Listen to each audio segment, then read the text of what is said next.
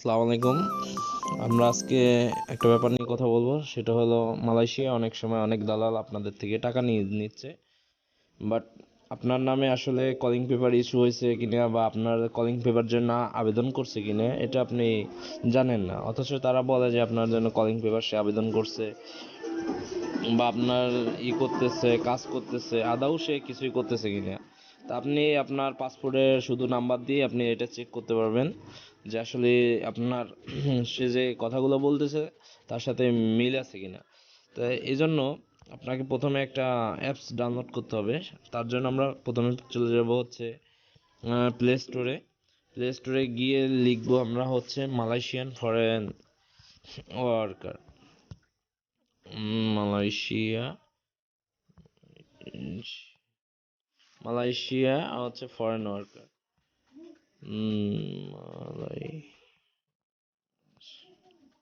Malaysia foreign worker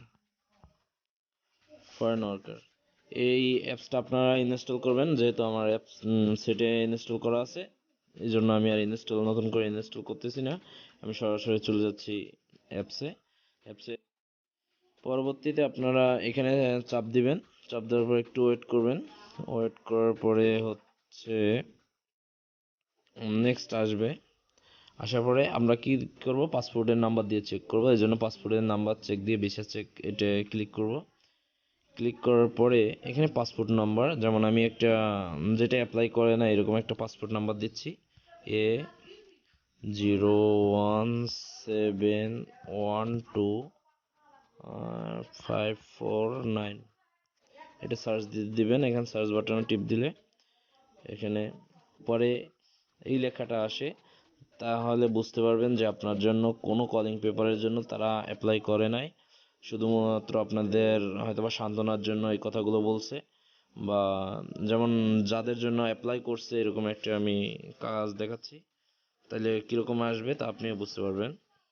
এটা হচ্ছে এরকমের, আমি একটা দেখাচ্ছি। এ 041234।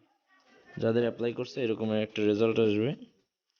এই এটা হচ্ছে নিজের আমার, যেমন এইরকমের নাম আসবে আপনার, তারপরে এরকমের পাসপোর্ট নাম্বার আসবে, তারপরে আপনার এই ভিসার স্ট্যাটাস, আপনার কি পজিশনে আপনার কলিং ভিসাটা আছে এটা আসবে। বায়ার থাকবে, লুলুস থাকবে, সিটেক্স সেমুলার রিসেট মানি হচ্ছে আপনি কলিং পেপার অলরেডি প্রিন্ট হয়ে গেছে, আপনি কালেকশনের জন্য রেডি।